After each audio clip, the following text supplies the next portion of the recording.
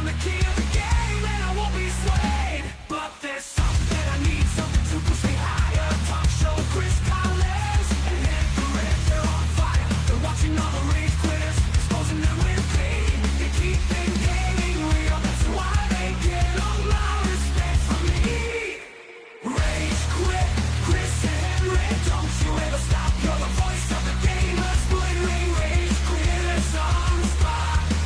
We do it in after, you're the champions we need.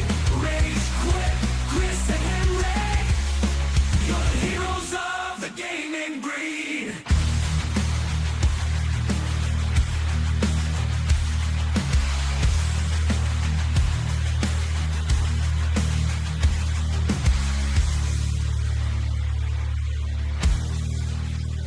Turn around the video game mayhem. Chris Collins and HenricK, the rat bring the chaos. Gaming news and industry talk, they got it all. Rage quitting, head banging, it's a metal brawl.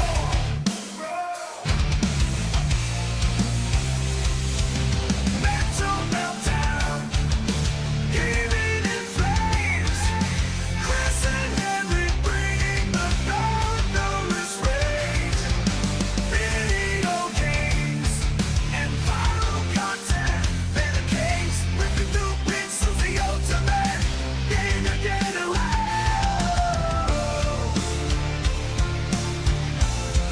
The ultimate.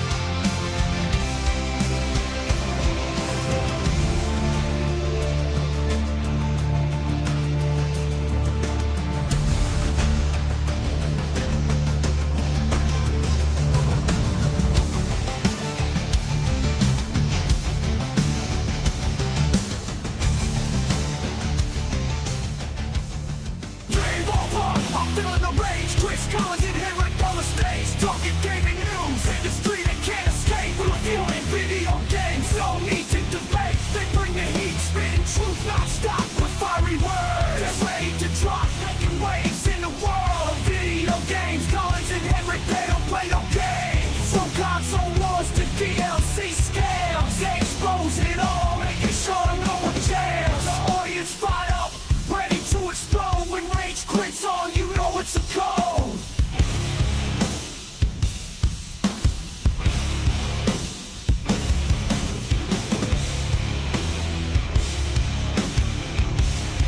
You know it's a code.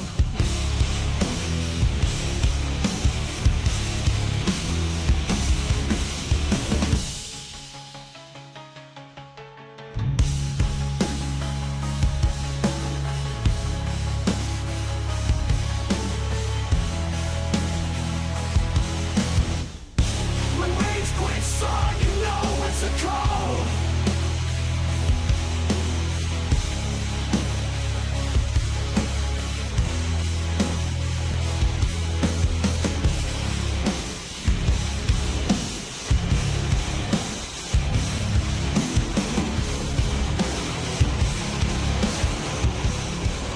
Rage quit. Rage quit.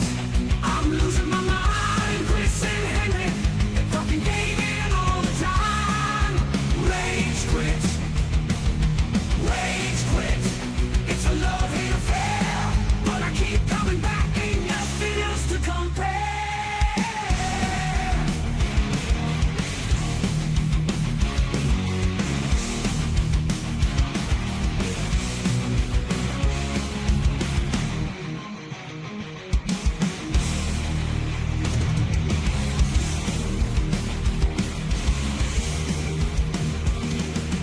Rage quit.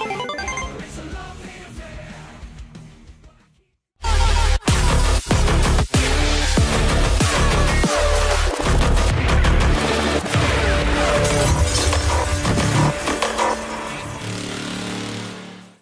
What's raging, gamers? Welcome to Rage Quit Video Game Talk Show. How you doing, HenricK the Wreck?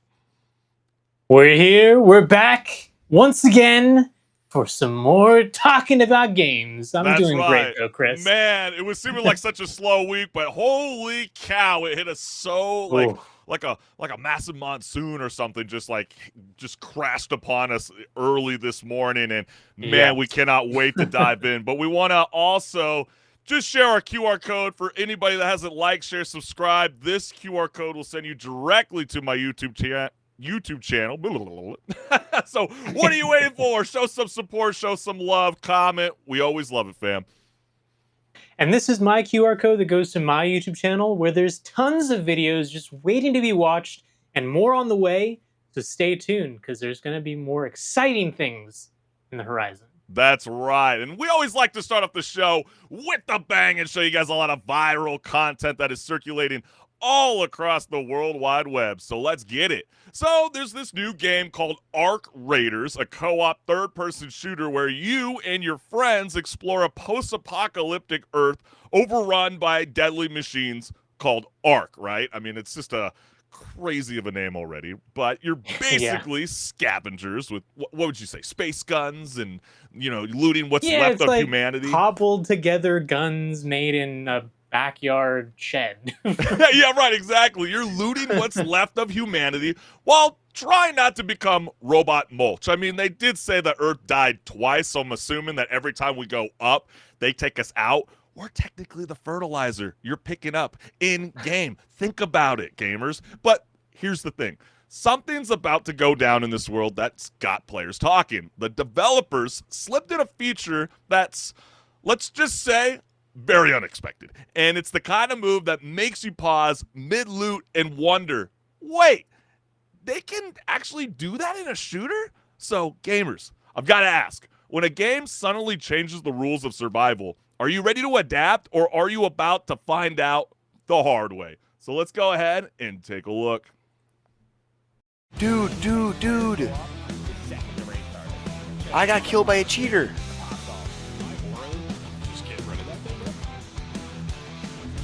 Look at this, bro. I got killed by a cheater, right? Items are returned. Your items were lost due to unfair play, but we managed to get them back for you. They're now available for you to claim and take on with you in your next journey. Dude, how sick is... Dude, that's a W. That's 100%. pretty sick, right? That's the developers saying, "We got you, bro." And I know a lot of people were clapping at this because, anti-cheat is always something that's constantly brought up. It feels like, what, every 3 months with a particular game? Basically. I'm sure someone in the comments is going to say it. So let's dive in. First one reads, everyone has a cool anti-cheat besides Call of Duty now. Well, they better figure it out because Black Ops 7 is about to drop. Yeah, and it's funny because always Call of Duty is coming out, Activision more so, saying, yeah, we've revamped our anti-cheat. It's the best it's ever been, and we banned these many cheaters. And you go play the game, and you have the worst time of your life against some cheater in a lobby. Well, it's funny to see that Black Ops 7 is actually going to be introducing their own extraction mode, to try to compete with Ark Raiders. So we'll have to see whether that holds up and whether the anti-cheat in Call of Duty can help, regulate the battlefield. And then they've been doing this on the finals for a while, except you regain your rank score. Like, yeah, that's really cool. I mean, I think, but I think with extractions, these anti-cheats come across a little bit more of a win compared to, let's say, you regain your rank score. Because is it always accurate? I guess that's what I'm questioning. Like in Call of Duty, if you get a cheater and you're just like 2 to 20 on the, the kill-death ratio, right, HenricK? Like, how do you get rewarded for that? Yeah, at that point, you just feel so demoralized. You're just like, I'm going to go play something else. Yeah, it's going to be like a fixed XP score. Like, here's 5K. And you're like, no, I deserve like 15,000. What the hell's going on? And then it's pretty simple, man. Clearly it's not. Yeah. I mean, it's not easy, to make sure that your game doesn't have cheaters in it nowadays. But at the same time, if you're a big company, it feels like you should be able to make it happen. And I think, to be fair, Ark Raiders only came out like 2 weeks ago. So, Call of Duty has build up a massive, massive player base. So yeah, there's gonna be a few bad apples. Yeah. So there that is. But let's keep it rolling because the actress, behind Hanako in Silent Hill F thought it'd be fun to stream herself playing the game she stars in. Yeah, she literally watching her digital self run from nightmares she helped create. And I still cannot sleep on one side of the pillow, HenricK, because I'm still scared after playing that game. I don't know how you felt. Hey, in yeah, I Silent Hill love F. it. Hey, Silent Hill's back. Yeah, golly, dude, don't put headphones on when you're playing these kind of style of games. But that's not gaming. This is like therapy with extra steps for her, okay? And her first YouTube stream blew up, over 4 million views, and she got 311,000 new subscribers. So that's pretty bitching for her. And turns out nothing brings in viewers like watching someone get terrified themselves. And it's like a haunted mirror, but with like a like button, okay? And honestly, can you blame her for freaking out? I mean, if I had to play as me while watching me get chased through fog and trauma, HenricK, I'd uninstall reality, okay? Yeah, that's some like meta level type stuff right there. Yeah, like, am I seeing my future right here? Is this what's gonna happen to me? I can see why Morgan Freeman's trying to go after all those people trying to utilize his AI voice, because he's freaked out. He's like, I am all these deep fakes. I get it now. And so be honest, gamers, if you were the main character in a horror game, would you have the guts to hit new game, or would you tap out the moment your own face showed up on screen? So let's go ahead and take a little bit of a little highlight reel of the moment the actress got scared of her own game. L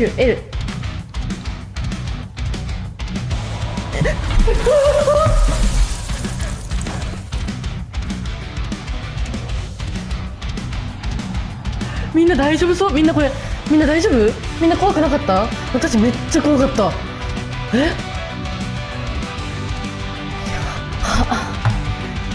やっば I can't translate. To be fair, that is definitely like just a jump scare. If I've ever Well, it's seen great. one. I mean, you like, being American, I have no idea what she's saying, but I could feel it through the video, through the stream, and I know all the gamers that have already jumped into Silent Hill F have felt that same moment. But it's got to be a little bit different when you're seeing yourself on screen. Yeah. But let's dive right on into the comments, because the first one says, I'm glad Hanako grew up, escaped Silent Hill, and became an actress. Yes, you escaped. But Don't she go didn't back. escape herself. That's right. That still lingers, especially when you have two different characters of the same in the game. Yeah. That's also got to be pretty spooky as well. And then crazy how the game traumatized her twice. And both times it paid her rent. Or the third time, right? Yeah. But she was Pretty saying wild. she was super scared while making the game also. Right. I mean, this is a Google translation, but even reading multiple articles, discussing this stream, she kept referring herself to the gamers that were tuning in to her live stream. Actually, this is me, because people were so amazed by the graphics and the detail of her character that it looked so identical to her on her own, video camera. And so this sentence has such a strong impact. Laughing out loud. Yeah, you got to love those kind of things. I mean, we're getting so immersive day by day when it comes to video games, and ooh-wee. But, apparently, HenricK, in Battlefield 6, amid all the chaos, tanks exploding, buildings collapsing, a player lines up for the perfect sniper shot, and then something unexpected blocks his view. And gamers, I'm telling you right now, you're not even going to be able to figure out what this thing is, because it's something so small, quiet, and innocent. It just, drift across the scope, you would say, without giving it away, HenricK. Let's kind of let them, what was it? What else could they add in Battlefield 6 that can completely ruin the moment? But, is it poetic? I mean, just think for a moment when people say touch grass. I like that. context to this. That's actually good. I didn't even think of that, because because you got to think of it. Battlefield 6 is like chaos. The fire and destruction. So think about what HenricK the Wreck just said. This thing stopped cold by the universe. It's insane, and so it makes you kind of wonder. In a game built on anarchy, is Battlefield secretly trying to make us appreciate the peace in their chaotic landscape? Or is it just a way to troll us one frame at a time? You decide. Let's go ahead and take a look.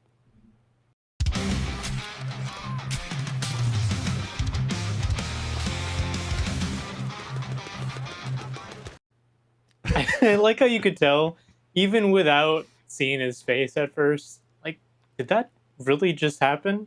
I love how he looked directly into his webcam like, what the Yeah. hell? I know. And the sound effect of the leaf smacking the lens was golden. Yeah, you know, there's like those little puns in a video game that can, I guess, ring, you know, leaf smacking into your ears, I suppose. Yeah. And then Sound of nature. right? And why does that just seem intentional? Like the game telling him to relax? Are people onto something? I don't know, because Maybe. this follow-up comment, this is, wow. If this is true, this would be kind of insane. It's a cheater's test. If you hit the hit shot with the leaf, you're instantly removed from the match. It only appears after someone hits a high number of consistent headshots. That's kind of clever. You know, actually, if that is the thing that happened here, that's pretty smart. That's pretty By smart. developers. Can someone confirm it, Dice? Or is that just like one of those rare moments that only happens like 1 out of a million gamers? Let us know. Come on, man. But this is Rage Quit Video Game Talk Show. We can't thank you, the gamers, for always tuning in live, whether it is YouTube, Meta, and Twitch. And so if you haven't, like, share, subscribe, hit the notification bell, as this QR code will lead you directly to my YouTube channel.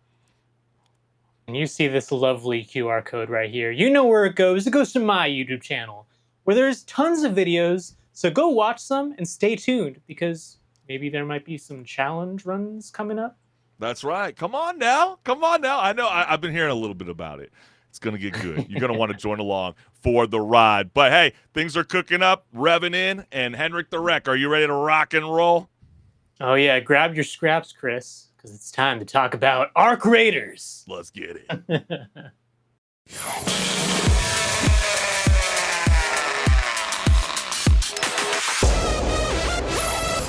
Hey everyone, this is Pause or Repeat. Here we figure out whether a game is really worth your time and money. Today's game is Arc Raiders.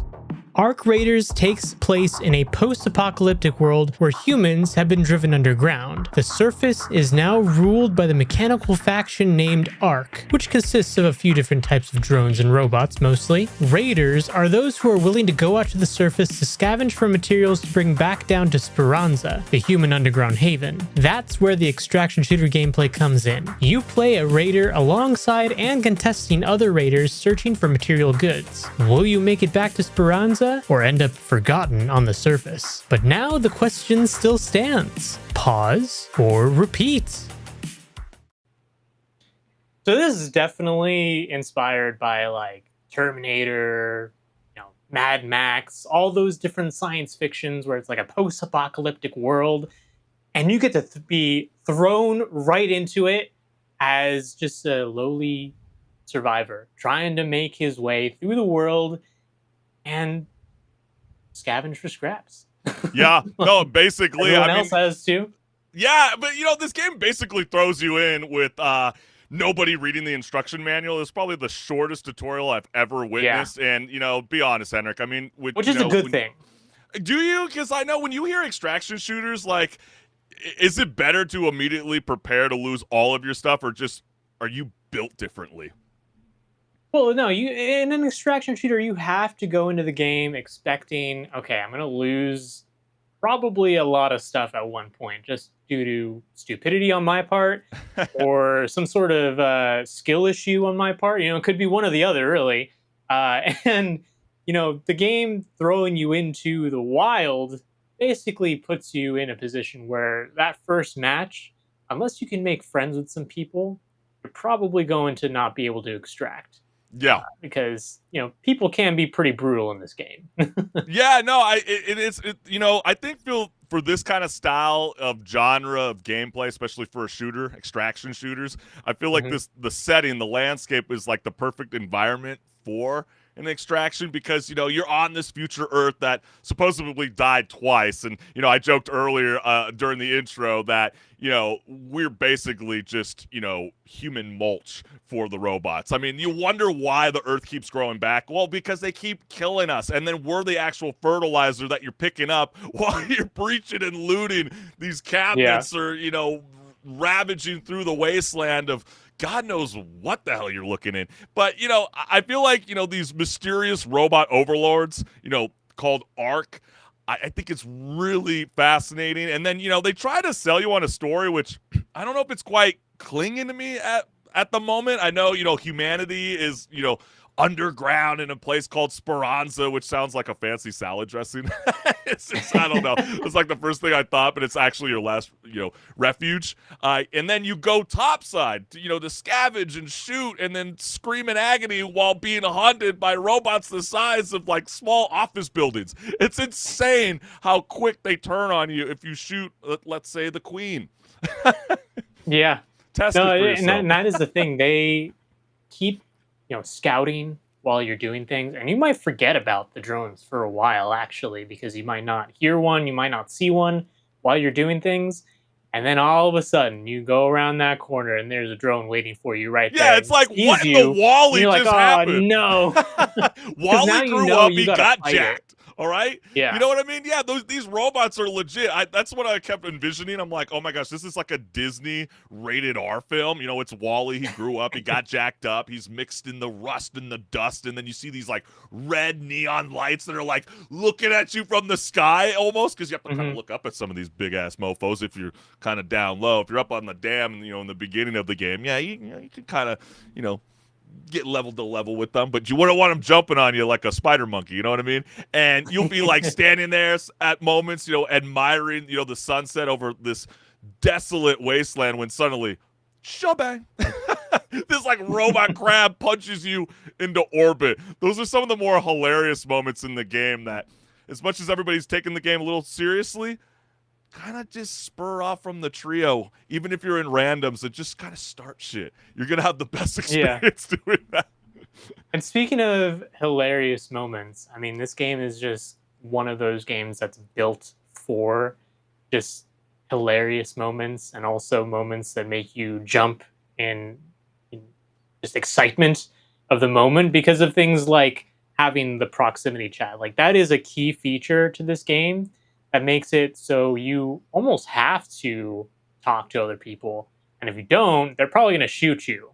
Yeah, there's that text to, well, not text, the like emote wheel. Where But you they can don't kinda, even like, teach say you that in hello, the hi, all that. tutorial, which I thought was pretty interesting, because Yeah. there's going to be some gamers that are going to be mic shy. But then again, the more I think about it, HenricK, I think they did that on purpose to leave it out of the tutorial because they wanted everybody first jumping in to utilize the mic. Like you're saying, Yeah. that's what brings the pure adrenaline and anxiety to the battlefield.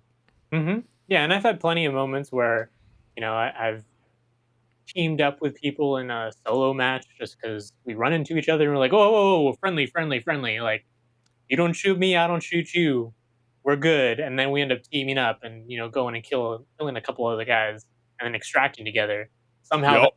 happens, you know, like moments like that are things that make a game memorable. And it's going to be different for each person. That's the thing that's so special about it as well, because, you know, I have that story, and then Chris is going to have a different story, and then whoever's Right. playing the game is going to have their own stories as well. And So, you can play solo or in trios, and the game highly recommends that you do it in trios, which is like a polite way of saying, HenricK, you will die alone with your teammates.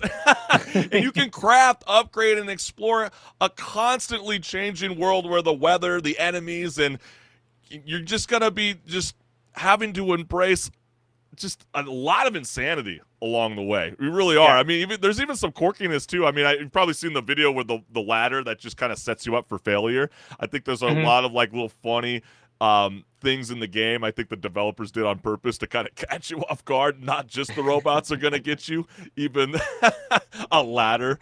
You'll know sooner or later. Arc Raider. Yeah, you'll find it, gamers. But, there was a skill tree that everybody's talking about. There's 3 branches, HenricK, right? There's survival, mobility, and conditioning. And I don't know about you, but, like, none of them seemed to help me understand what the hell I was doing because, I don't know. I felt like every run was slightly different. You're going to either... And that's the point. Yeah. That is entirely the point. It's not supposed to be the same thing every single time. There's been plenty of times where I've gone in and been like, all right, this is demon time. I'm going to go kill whoever I see. And but I do because of fine. I kill that- 5 people, and then the next round I died the first time I see someone. But because of that, did it take away from focusing on the skill tree? Because myself, I just felt like I could care less if I'm slightly faster or reload a bit quicker. Like, that doesn't change the fact that I'm just panic shooting at bushes or accidentally alerted another robot like a mile away. You know what I mean?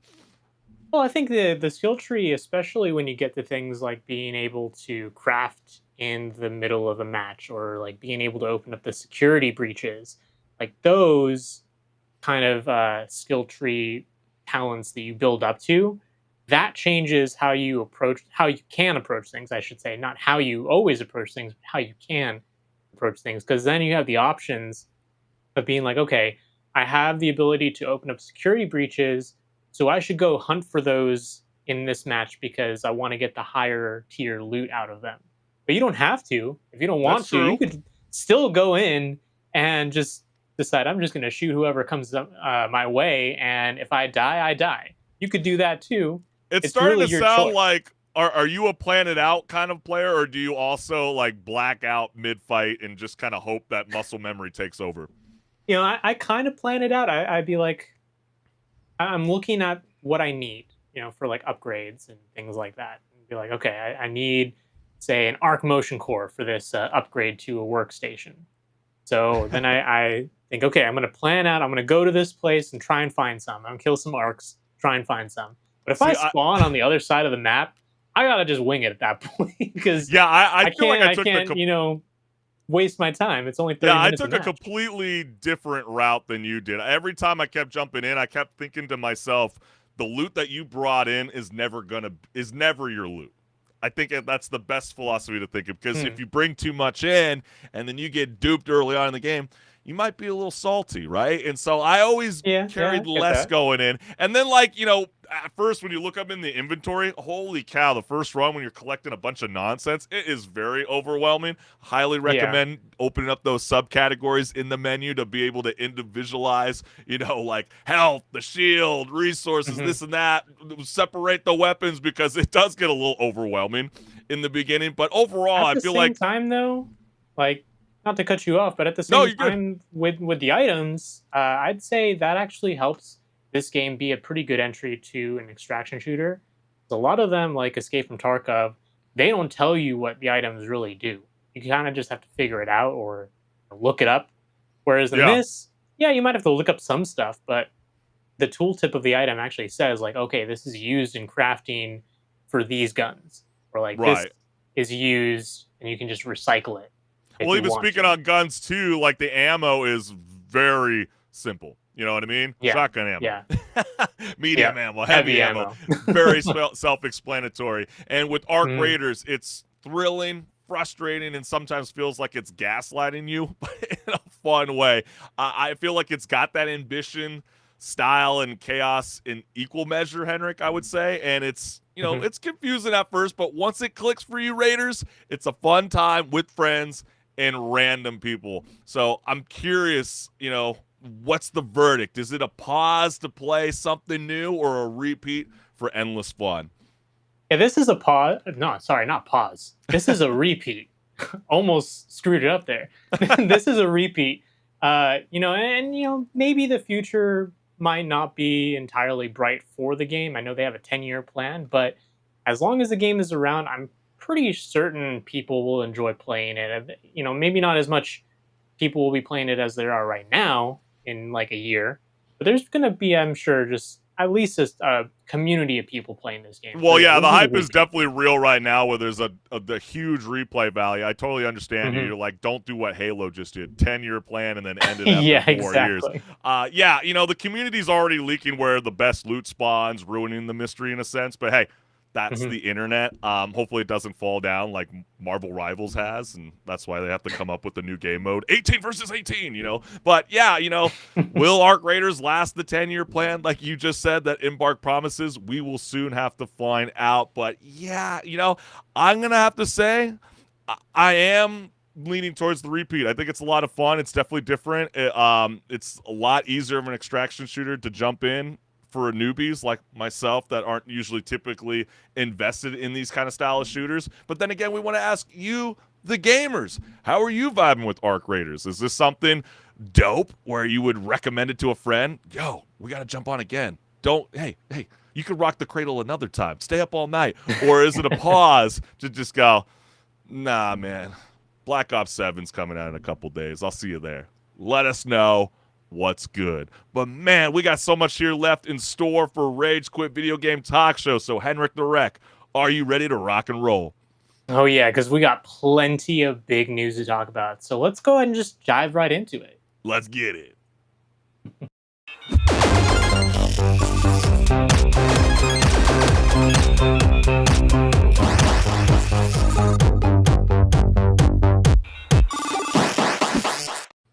What's good, listeners? Welcome to Patch Notes, where my co-host HenricK the Wreck and I discuss gaming news, industry talk, and so much more. Let's get it.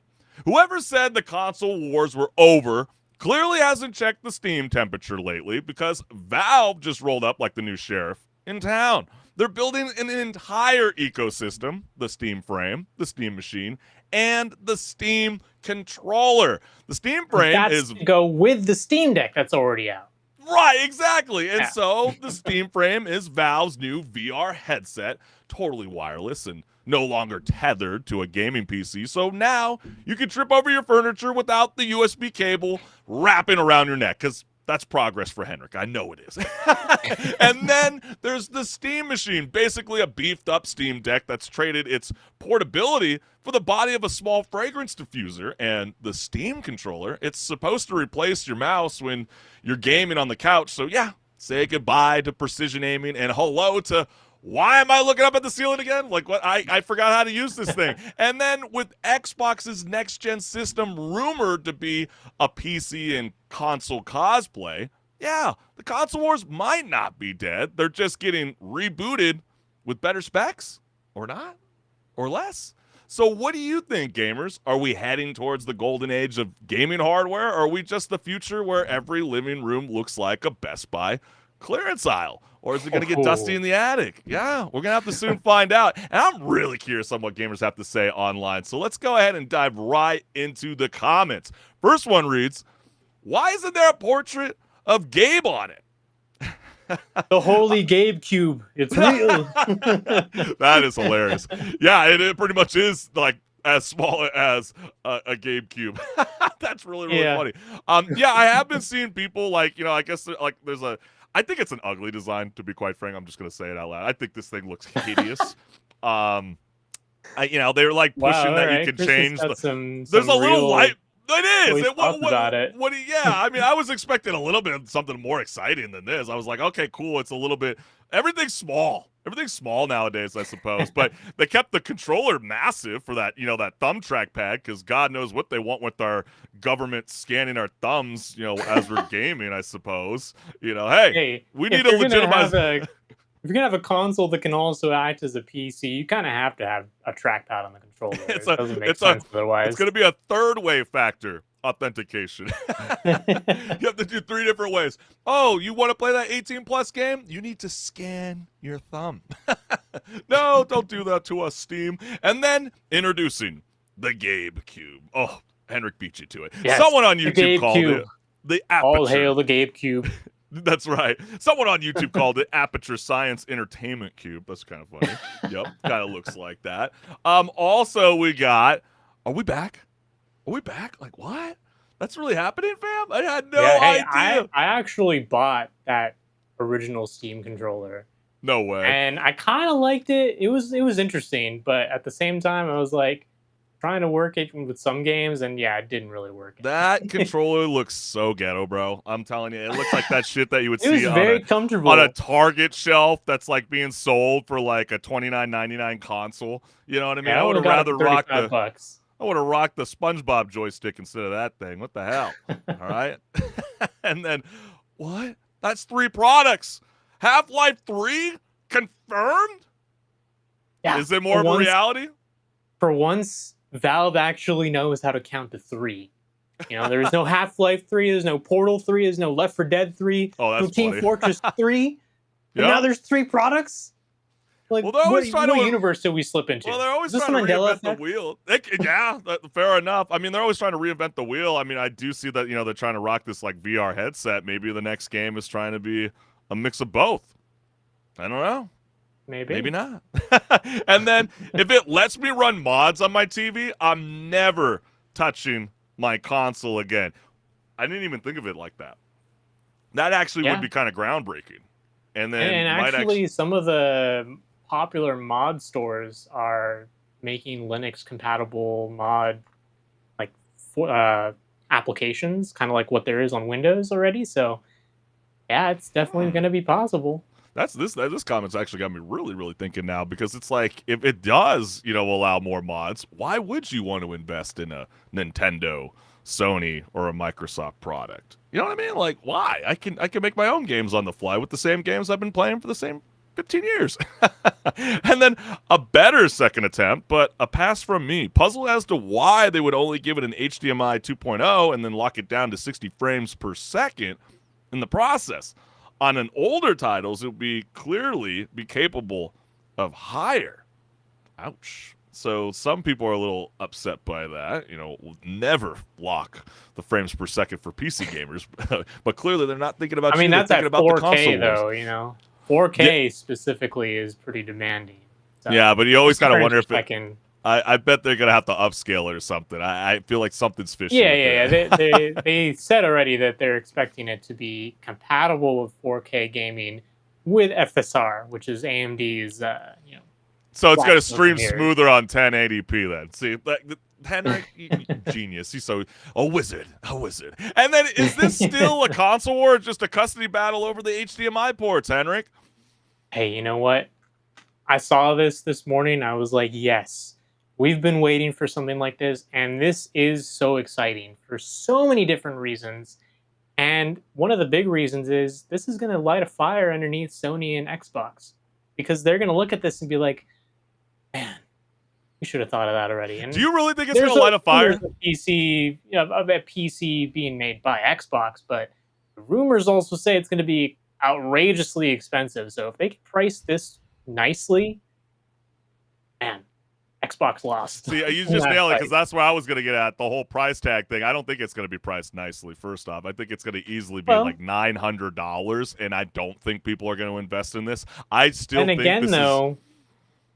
I mean, $900 is kind of what I'm expecting. They did say it's going to be about entry-level PC pricing, not console pricing. Don't expect that. Yeah, but that's the problem. If you want to be a console, you gotta be within the console price. But is it trying to be a console? Yeah, I think it is trying to be. I think it is trying to be a console in a sense, because when you are trying to deliver on a VR headset and a controller, not the keypad and the mouse, yeah, I would think they'd push it as a console. I think it's a little bit of a mistake. I know that Xbox, it already has tweets out with Phil Spencer saying like, hey, we want to celebrate Steam and Valve for pushing forward with this.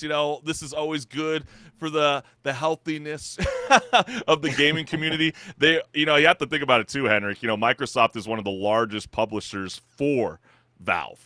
Okay. Mm-hmm. And so, like, even with their own product and their new cosplay console that's soon to be, disguised as a PC, that's going to be dropping pretty soon, pretty much is going to hold the same features that the Steam machine has. I think it's going to be a major loss. The reason why I think that is, and I don't know if too many gamers are going to be invested in the Steam machine, is because I still think cloud gaming is the way to go. I truly think that, where kind of Sony's going, I know a lot of people were making fun of them with like, hey, why are they still so focused on monitors still? They haven't even, you know what I mean? Did you see that going around? Like the 27-inch monitor? I think they want to focus on the monitors because they feel as though smart TV and cloud gaming is the way to go. I don't think people want to invest in a $900 fragrance dispenser. They would rather be able to have their beautiful smart TV that's already ready to rock and roll, and then they could stream the game directly from the device through a subscription or through the Steam store. And I think that's where it's going, because I would argue with you, what's the difference from going from your $3,000 to $4,000 PC and running an HDMI cable to your living room TV and then pulling out your wireless controller and playing? Well, that's the thing. This wouldn't be necessarily for the people who already have a $3,000, $4,000 PC, because it's not a console; it's a PC. It's not trying to be a console in the same way that an Xbox or a PlayStation is trying to be. It's trying to be an entry-level PC by a developer of some older games, but more so by the people who have the storefront.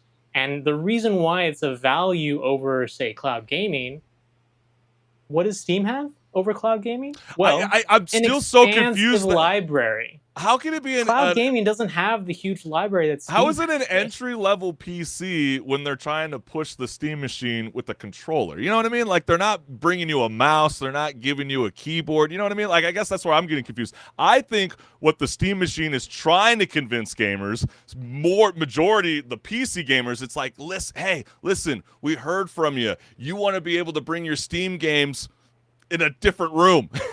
You know what I mean? Not just your streaming or your gaming room. And we got this little box where you can not have to invest in Xbox. You don't have to invest in Sony. Oh, the exclusive games? Yeah, Nintendo has you covered for that. But we will help you out and bring it to the living room. And I just don't know if $900...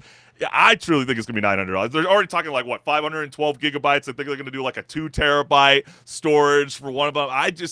It's getting really, really expensive, the game, HenricK. It really is.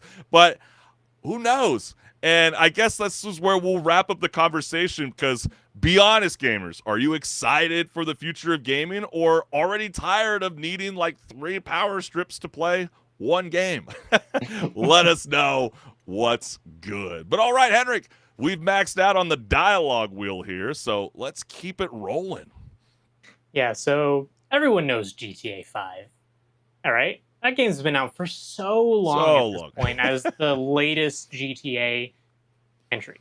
Well, GTA 6 is going to be delayed even further, so expect to stay on GTA 5 even longer, because, are we really surprised? I mean, I'm pretty sure I called this. We both did. We both felt like it was going to get delayed. Yeah. It's just kind of expected at this point that Rockstar is just not going to release a game on time, and if they do, something's wrong. Like, they got to be taken to the police station because they did something. I need to check your temperature. Are you okay? Do you have a headache? What's wrong with you? Yeah, exactly. But they say they need more time to deliver the polish players deserve, and yeah, sure, their games are always really polished, and this game, I'm sure it will be as well. But this game's been in development for so long that it probably needs a history textbook by now. Yeah. Just chronicling the amount of time that they've been working on it. And it's now coming out in November of 2026, and it's rumored by the way, that it's going to be $100. Yeah, when you look at how long it's taken and that keeps getting delayed more and more, it kind of makes sense why people are edging more towards it being that $100 price tag. Of course, it's gonna be. Costs are going to be crazy. Of course, right? The more you delay, the development cost goes up. So yeah, I'm exactly. with you, HenricK. $100 price tag doesn't sound so far-fetched after all. Gosh, this gets me so frustrated. Sucks though. I mean, that's going to be that's the first $100 price tag game, and people buy it. That's going to be a ripple effect. But are we mad at Rockstar for dragging it out, or at ourselves for just acting shocked that it's happened again? Yeah, every 'Cause, single time they do like this. we said, it's kind of just expected at this point.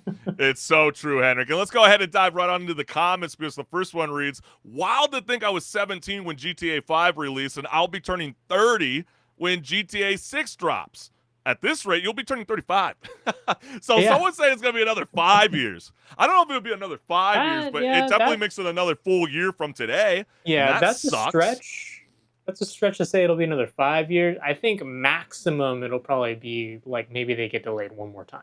Yeah, they're like, the it's new going to year. drop when the new Xbox console drops. Oh, or the new PlayStation 6, 6, 7, whatever. And then stop announcing release dates. This likely won't be out next year at all.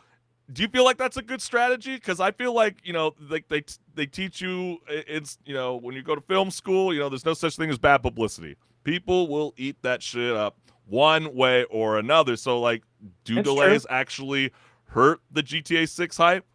Well, I mean, you have more and more people just hearing about it, like you were saying, the bad publicity. But then you have also the side where it's like people are getting frustrated they're having to wait for so long.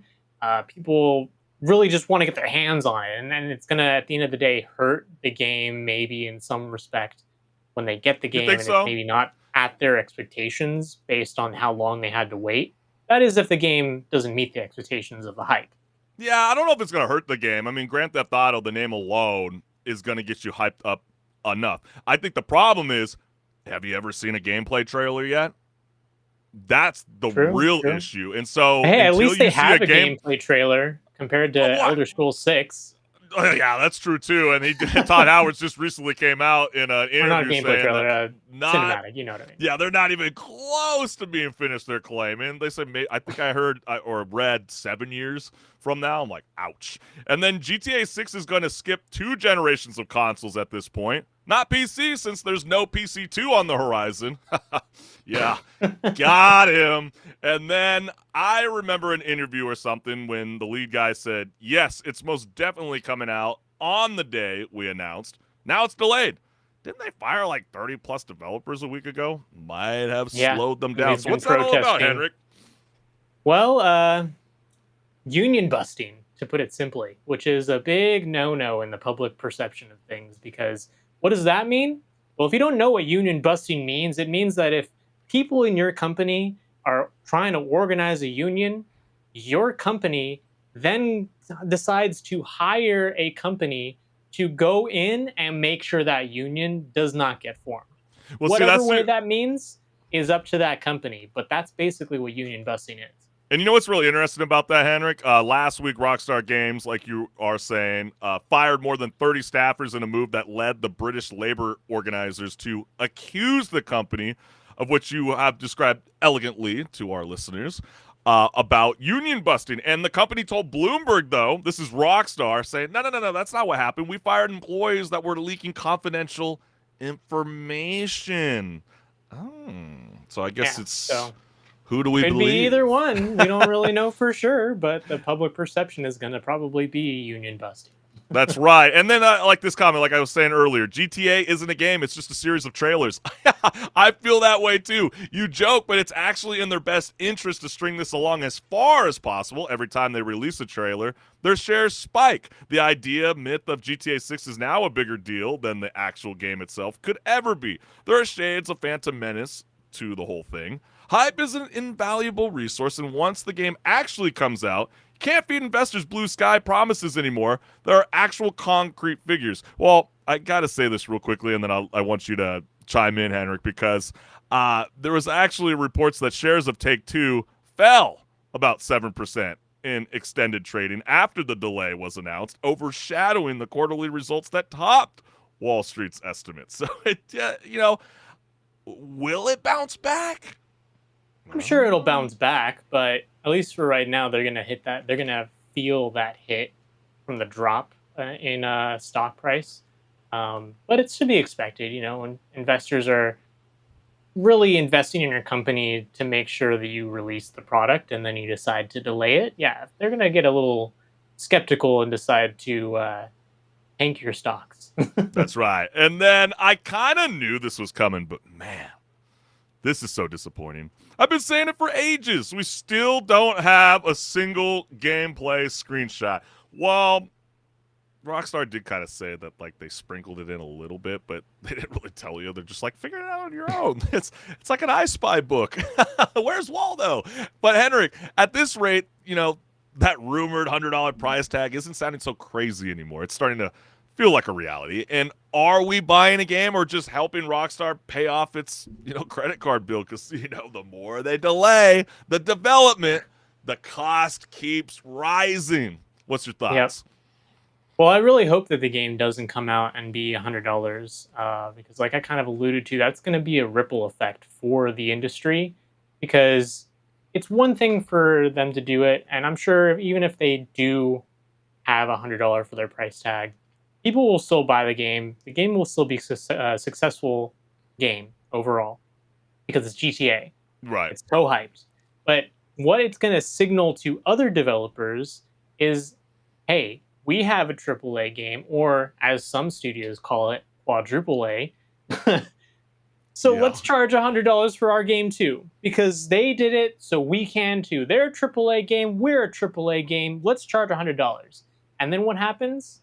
Nobody buys their game, or less people buy the game, probably more likely, just because of the price, and they're not delivering on the value of $100, at least in the perception of gamers. So it would really hurt a lot of games to actually follow suit. And that's why I hope that they don't do it, because a lot of games will follow suit, thinking they can get away with it. Yeah, I'm just speculating, but my gut is telling me that the overall story mode's complete. It's already been done. It's probably been done for quite some time. I think it's that they're so invested in the online premise that Grand Theft Auto 6 will deliver for them for the next 10 to 15 years. I'm just going off of GTA 5, fam. And, they're so focused on all these little new mini game modes inside of their world. I mean, there's been rumors, HenricK, of 3 versus 3 basketball coming. I know a lot of people really enjoyed the golf courses. I know there's a lot of beautiful golf courses in Florida. You know what I mean? There's going to be a lot of different car races, airplane rides, tank, you know what I mean? There's all kinds of different zombie modes, you name it. I think they're so invested on trying to create their own little ecosystem with their own virtual coins that they really want to make sure that the online experience is nailed to perfection on day one release compared to, Cyberpunk 2077 team trying to throw shade at Rockstar and Take-Two like, see, you guys delayed. But the biggest difference between you guys is you guys delayed, and then released it, and it still had shitty problems like within the first couple of months. Yeah, it's beautiful now. But at the time, it's very shameful considering you want people to invest all that money in pre-orders and then you deliver it in that piece of garbage. No. But yeah. I don't think that GTA 6 will do that, though. I don't think they'll release early just because of whatever their investors want to have happen. I think they'll release the game when it's finished. And then you kind of wonder, too, with how the economic, times that we're living in, prices have just gotten skyrocketing recently. And I think they're maybe thinking, maybe we'll do a lot better in the next holiday. Let's just push it to the next holiday. But then tell me, gamers, when the price hits $100, is that for the game? Or early access to the next delay? Let us know what's good. But yeah, let's keep it moving because apparently gamers are spending twice as much on remakes as they are on remasters. Yeah, according to Ampere analysis, we've dropped $1.4 billion in the last 2 years replaying the same games we already beat when our biggest problems was convincing our parents, Mom, it's not bedtime yet. Go, get out of my room. 1 more hour, please. And honestly, I get it. I play, something new when you can't. Excuse me, let me rephrase it. Why play something new when you can play full price to relive your trauma, your childhood trauma in HD, right? So these remakes have better graphics, better lighting, and the exact same plot twist you already spoiled for yourself back in 2008. But get this. On average, we spend 2 times more on remake than a remaster, which means not only are developers reselling our nostalgia, we're happily paying extra for it. It's like gaming's version, HenricK, of buying the same concert t-shirt every reunion tour. Doesn't it feel like that? Yeah, yeah. I mean, you fall into that trap though. You know, you like the band so much, you gotta buy it once more. Yep, And it's the same thing with games. You might like a game so much, you just feel you gotta buy it again. I feel like you're calling out Nintendo Switch 2 gamers. How shameful of you. I think I'm more calling out. We do not discriminate against all. Yeah, we do. Yeah, we do. You should. I'm more calling out Skyrim with this one, you know, because they've released that game so many times, and Or The it's Last not really of Us. changed Oh a my ton. God. Oh, Right. The Last of Us. That's And another so- one. Yeah. But we gotta ask, gamers, are we truly chasing the joy of our childhoods? Or are we just victims of the world's most expensive deja vu? And let's dive on in because a lot of gamers had a lot to say around this new report. Mafia, the original to the definitive edition, to Grand Theft Auto Trilogy. The original to the definitive edition. Yeah, you know, they wanted to keep it a little too true to the PS2 era. Yeah. You know what I mean? Like, Yeah, it kind of reverted itself in some respects. it was a fun cycle until you get to the second island and you just get so pissed off with that one mission where you got to like drive the car back and chase this guy. It's annoying. It's, you know, like I can't remember the guy's name on the bottom screen, but has anybody else had that same pain trying to relive, you know, GTA 3?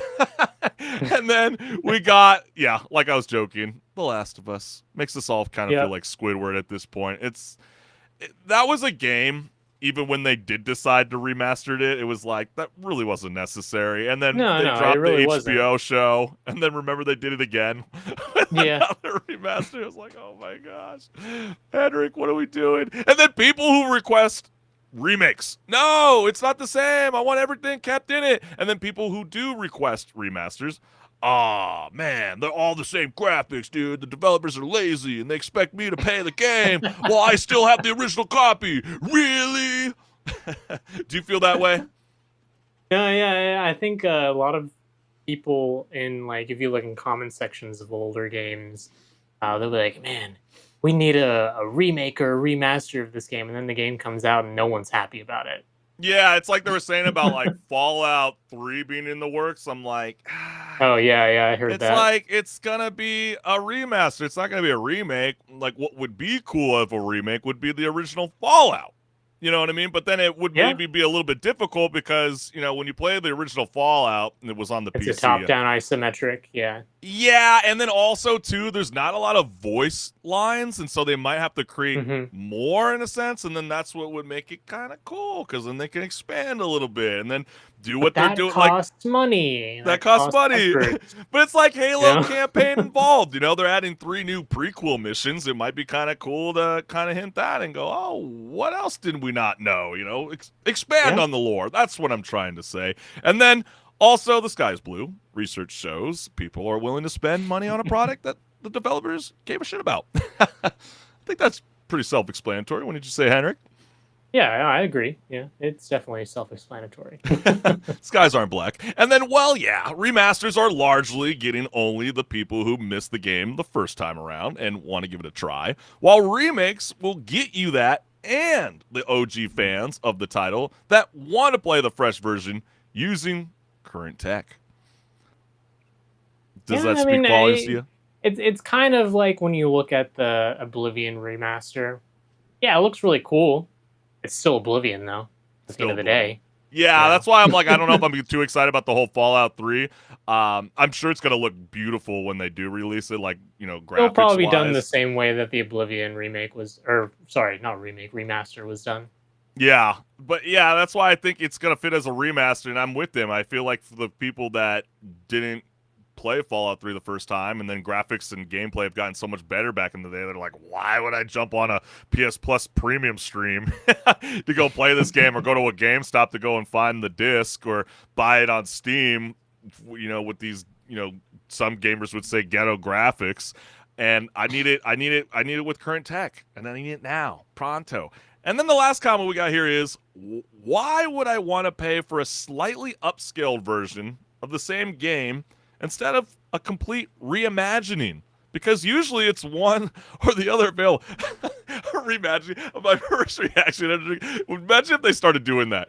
They do something along the lines of remasters, remakes, reimagining, Reimagining. and reboots. 4 new words. That reminds me of the Ronnie Radke dispute they had with like I Prevail, and there was like a song, and Ronnie Radke and Falling in Reverse called one of his songs like a reimagined, version of one of his songs, and then all of a sudden, like a month later, I Prevail did the same thing, and they're like, "You're taking my words." It's like yeah, It's a reimagining, bro. yeah, come on, man. We're expanding the dictionary. So, HenricK, are remakes a labor of love or a masterclass in showing how modern games struggle to capture the magic? Sometimes it is a good choice to do it. Like a studio that does remakes and remasters really well is Night Dive Studio. They're the ones that did the System Shock remake, and they've also remastered a bunch of other games like the Quake series, all that. Yeah, those are pretty good choices of games that they've done, just because a lot of the games, they're not always the super accessible game to a lot of people. Not even just because of the gameplay, which is one factor, but also because of it being available on one storefront or another storefront, and those storefronts are not really accessible to people anymore, because they might be gone, Yeah. or what have you. So when it comes to things like that, if the game's not accessible and they do a remaster because they want to let more people play it, I think that's a good choice. But when you look at a lot of the remasters and remakes, it's really just a lack of creativity. Well, It's starting I'm to feel looking like. down at my notes here, HenricK, and part of this report, they're saying that the remakes that would do well today would be Assassin's Creed, Chrono Trigger, Legend of Zelda, Link to the Past, Fallout, the first one, Rayman Origins, that kind of surprised me, and then Resident Evil 5. But then when it comes to a remaster, they say you don't need to, do the whole top-down approach. They say that a Batman Arkham Origins and Bloodborne, Bully, are something that gamers would actually invest their time in. They also put in the list Red Dead Redemption 2, which kind of shocked me. I feel like that game doesn't, but then I have been hearing for the longest time that people are like, we need a 4K of, Red Dead Redemption 2. Cool. But then there's a very tiny, tiny list of what they believe could work for either remaster or remake. And let me know, out of the 4 games, HenricK, which one you feel like just wouldn't work, whether it's a remake or a remaster. First, 2005 God of War, Assassin's Creed 4, Black Flag, Far Cry, the first Far Cry, and then the last one would be another Legend of Zelda Ocarina of Time 3D. Okay, probably Black Flag out of all of those would not be the best choice. Just because You I sure feel not like Ocarina of they're Time gonna- 3D? It's like, do we need Hey, another one? hey, Do we need another yeah, remaster? exactly. We don't need another one. I know a lot of people love that game. It's one of my favorite games of all time. But Well, we don't need another one. I realize that we don't need another one. At least Yeah. not right now. Not right now. And so yeah, Black Flag. Yeah, you don't need to remaster that. The old Black Flag is perfectly fine as is. It's actually a really good pirate game. Which So is maybe why they are Sea investing of Thieves, or not Sea of Thieves, Skull and Bones from the same developers was so disappointing. Well, they're getting ready to do a remake, apparently, and they are bringing in a more of like an RPG approach, apparently. Yeah, And, they're gonna ruin it. Watch. yeah, don't shoot the messenger, man. It's just I'm just letting the gamers know what's good. But tell me, gamers, are we really nostalgic, or are we just compensating for what modern games don't deliver? Let us know what's good. But all right, HenricK the Wreck, what have you got next for us? Well, gamers on Reddit are sharing the rare moments in games that make you just stop, and not because you rage quit or because your I thought that's what controller you died. mean. Yeah, right. but because you look at the screen and what's on it is just so breathtaking that you forget you're even playing a game. It's that split second where the world, the lighting, and maybe there might be sound, but it doesn't have to be. Well, any sound. HenricK, to Everything be just fair, clicked. he did say in the Reddit post he only wanted games You're that right. captured You're you with no right. sound, so don't cheat. You're Don't right. cheat now. But anyways, in those moments, you put your controller down or you take your hands off your keyboard and you're just like, damn, someone actually coded this, and it's so beautiful because they coded it with a deadline. I know, right? They have like like they That did was a this in such stab a towards short Rockstar. I know time. what you're doing there, by the way. Yeah, no. As this redditor said, no music, no flashy cutscene, and in all that stillness, you're just reminded why we play games in the first place. Yeah, so true. So here's the question, gamers: what was your moment? What was your moment that made you stop playing and just exist in the game for a minute and just be like, yeah, this is why I play games. And this is Let's look at those comments. this is a pretty tough question too, because Oh, yeah. like I had a clown HenricK just now. I'm like, hey, you can't bring up the music in this. Has to be the environment. Okay, so let's dive right Yeah. on in. Hearing the genophage. I haven't played this game in so long. Someone's laughing at me right now. They're like, you totally butchered what the hell those guys were named. You know those little weird alien-looking dudes in Mass Effect 3? Of all the games and series I've ever played, the original Mass Effect trilogy had by far the most profound impact on me as a person. This may sound cheesy, but the characters we met in the story and decisions we made have stuck with me my entire life. If any series deserves a true spiritual successor, it's this one. I don't really have faith in EA in its current state. Could do it justice, but maybe there's a studio out there that's willing to pick up the mantle and publisher willing to help make it a reality. Yes, I'm on a shitload of copium. Yeah, really though. But it's like, I don't think the Saudis, the public investment fund's going to get rid of Mass Effect anytime soon. They're actually No, loving it's that a they have this universe. Super And so, well-known game series. super well known. And they just recently said they haven't given up on this universe. And so, yeah, we could definitely relive it. But overall, I think this definitely fits the answer to this question. Wouldn't you yeah. say, HenricK? Yeah, there's plenty of moments in this game series where I could just be like, yeah, I could chill here for a moment, just enjoy the scenery. Yeah, I always like. I mean, a it's good, space, it's a space sci-fi shooter. So Yeah, you feel like you're on like a Space Odyssey, galaxy adventure. It's dope. And, if you haven't had that experience, then I guess you have to wait for the remastered. And then the next one is Red Dead Redemption 1, crossing into Mexico for the first time. Far Away starts playing. Just vibe in the Western setting. And then we got a follow-up comment that reads, this was ruined for me. I got like 30 seconds into the song when a freaking wolf or something attacked and then ended the song the moment. I'm still pissed off about it years later. You know what's so funny? that's when That shit happened to me roll too. back your save. That shit happened to me too. I felt that with the rest of the 337 people. I was like, what in the malarkey is going on, HenricK? That was a classic. I know a lot of people have been calling it for a while, and I agree. I mean, you can, occasionally my soundbar likes to turn off. I don't know if anybody else has that random experience when you're in the middle of a game and then just all the audio, just dead silence. This is one of those games where, yeah, you could take in the landscape and you're just going, this is freaking awesome. This is pretty freaking awesome for an open world space.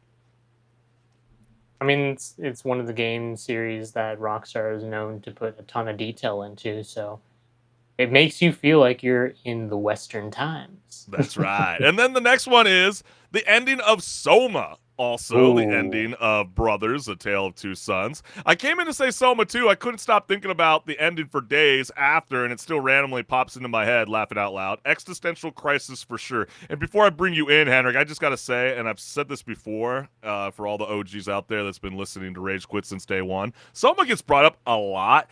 And if anybody knows, I haven't finished it because I'm scared shitless of this game. There's a certain mission that I'm like, I couldn't do it. There's no You gotta way. go back in, Chris, because No, you're missing out. My You're palms really are missing sweaty out. every time I'd be playing that one mission. Just turn I it know. off. Turn off the monsters. Why? That's not... You can do that. See, that's lame. No, see, that's like your first lame reference of today. No, I'm just playing. Turn off the monsters. What? And then Horizon Zero Dawn, the reveal of what Zero Dawn Enduring Victory actually was, what really happened to the world, and then F Ted Faro. And then there's literally a Reddit thread that's, embracing that same feeling. And yeah, I feel like the first one is the best one.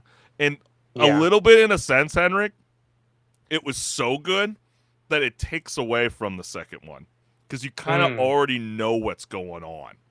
Yeah, because you're like when you're going into the second. expecting It to be some big reveal, and you don't really the get that in the second ending, one. Yeah. the ending, bro, was so insane. And then like you know, yeah, when you go and see those robot, you know, dinosaurs for like the first time, I don't know about you, Henrik. I was like, this is like one of the freaking bitching most badass idea I've ever seen in my life. Jurassic Park with robots, and I'm not using a gun for the first time in a long time. I'm using a bow and arrow with like different kinds of style of arrows to utilize on the battleground. Like, Yep. that was freaking insane. And then when you start to discover those caves or buildings, and then all of a sudden the future starts to come as a reality. Because remember, in this game, you know, everything's like extinct. Everybody's living like they're a Viking or some shit. You know, it's like, what the hell's going on? Everything's going backwards. What in the inception is going on? And then you get, ooh, okay. This one's in yellow, so this one's a little bit more difficult to read. Recency bias, but the ending of Expedition 33. I won't ruin that for anyone, but I needed a few moments. What a ride. I died. Yeah. No, yeah. I But agree. how does that in answer the area. question? How does that answer the question, though? You have to have sound to know what the hell's going on towards the end. Not really. not. I mean, if they're talking about the one particular moment before the last Don't you say it. stuff, I'm not gonna say it. But like before the last bit, that is a very surreal moment to just stand there and look at the scenery. Okay, I mean, okay, I'll give you that. I still feel If like you played the game, you know what I The mean. music's so Don't freaking want to good. spoil it though. Yeah, the opening was so fantastic. I love the music yeah. in it, so that's why I'm a little against this answer, to be real with you. But hey, if you're vibing with that, Henrik, that's cool. Because there's other gamers that feel the same way. And then back when I played Ocarina of Time for the first time as a child, wandering on out into Hyrule Field and seeing just how expansive. Excuse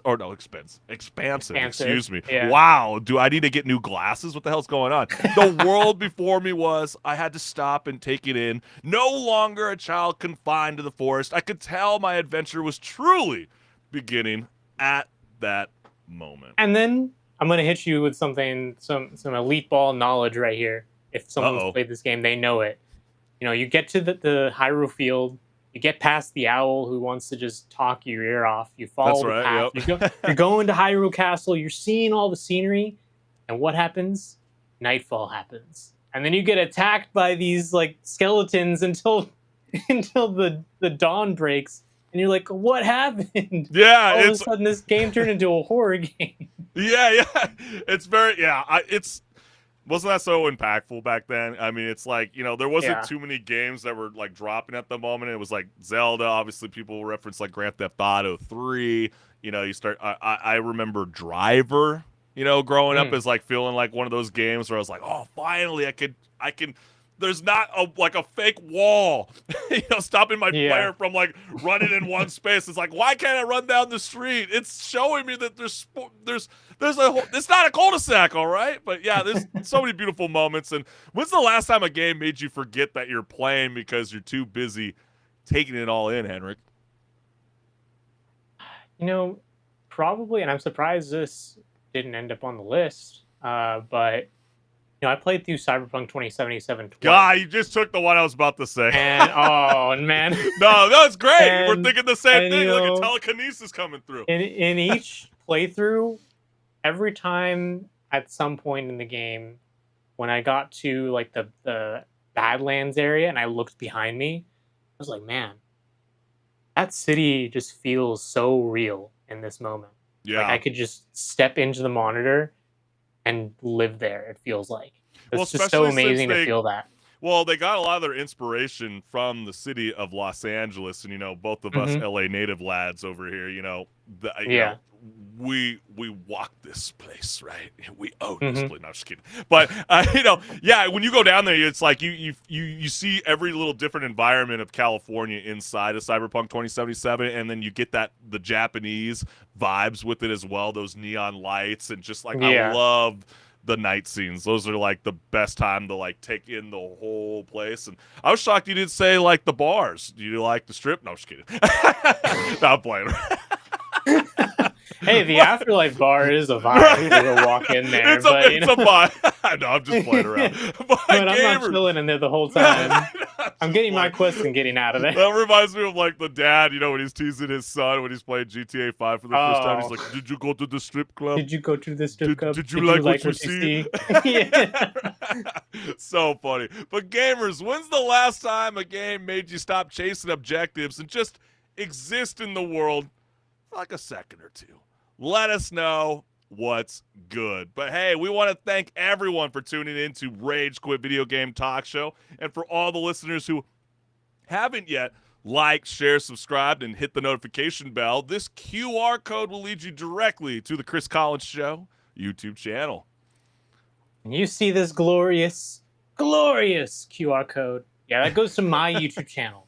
All right, so go over there, leave me some comments, go ahead and subscribe while you're at it, and stay tuned because there's more stuff coming. You know how we were talking about the Steam machine? Yeah, that runs Linux. I'm a Linux gamer. I'm going to tell you guys what I feel about the Steam machine and how Linux gaming is, so stay tuned.